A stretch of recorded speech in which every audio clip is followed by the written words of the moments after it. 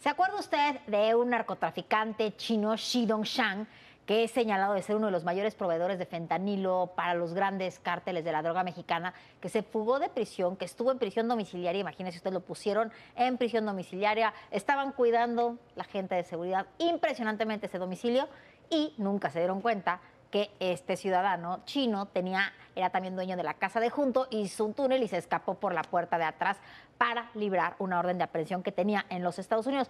Ya fue detenido en Cuba y se espera que sea extraditado a nuestro país.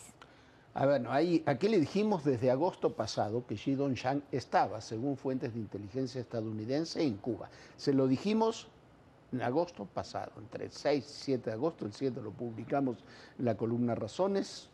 En esas horas lo hicimos, lo mostramos aquí en Todo Personal. Así se lo mostramos. El viernes 11 de julio, Shi Dongshan escapó de su arresto domiciliario luego de permanecer bajo arresto por 9 meses en su vivienda ubicada en la alcaldía Coajimalpa.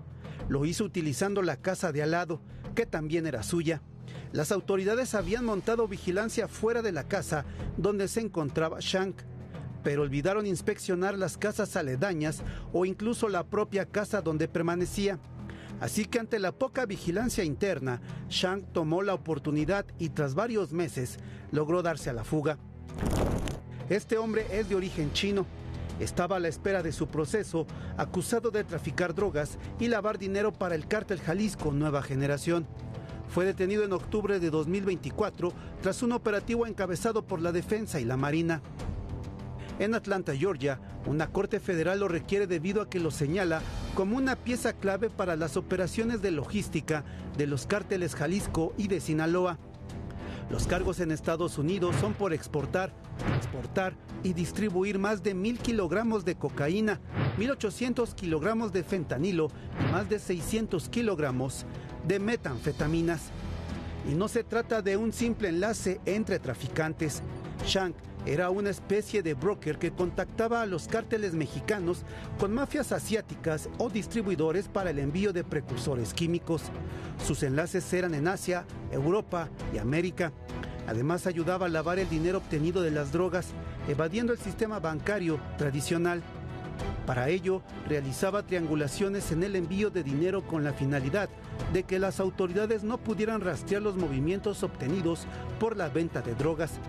Incluían transferencias internacionales, comercio de bienes, empresas fachada y uso de remesas y criptomonedas. Agencias de inteligencia de Estados Unidos han localizado parte de estas redes en China, principalmente en Wuhan y Shanghái, donde establecen negocios legales para la venta de precursores químicos que llegan a México por el puerto de Lázaro Cárdenas.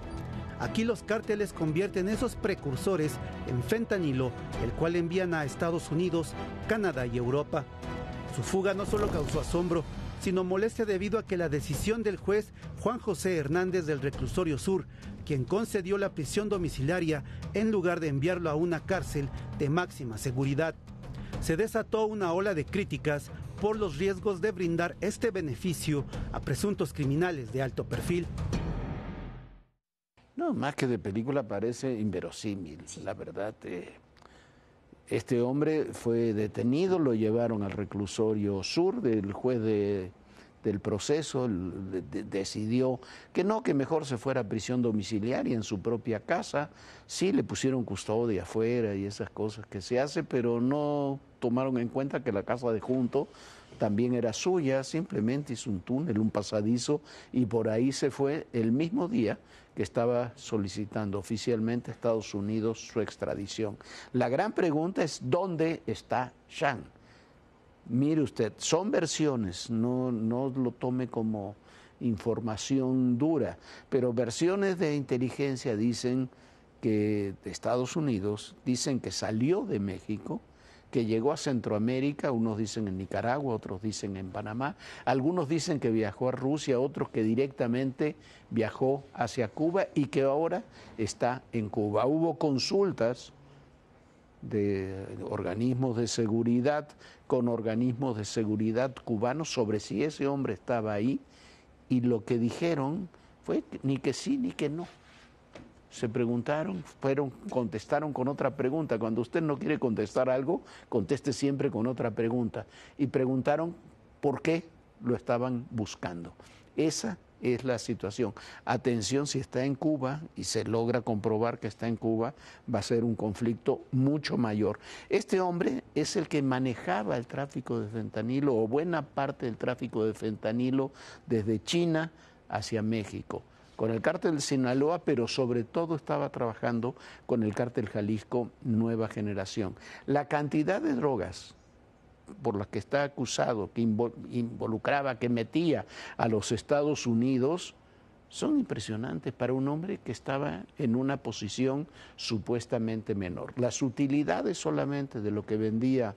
Estoy diciendo información oficial, no son especulaciones. Sí es una versión lo de Cuba, todo lo demás es información oficial. Según Estados Unidos, sus utilidades mínimas eran de unos 150 millones de dólares al año. Bueno, eso que lo podríamos repetir textualmente el día de hoy, lo decíamos el 6 de agosto y efectivamente estaba en Cuba.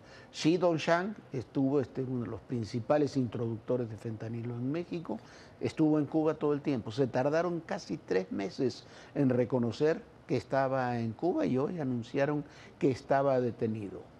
Es un tema en el que hay que preguntarse muchas cosas. ¿Por qué lo mandaron a arresto domiciliario? ¿Por qué permitieron que se fugara? ¿Cómo permitieron que saliera del país inmediatamente?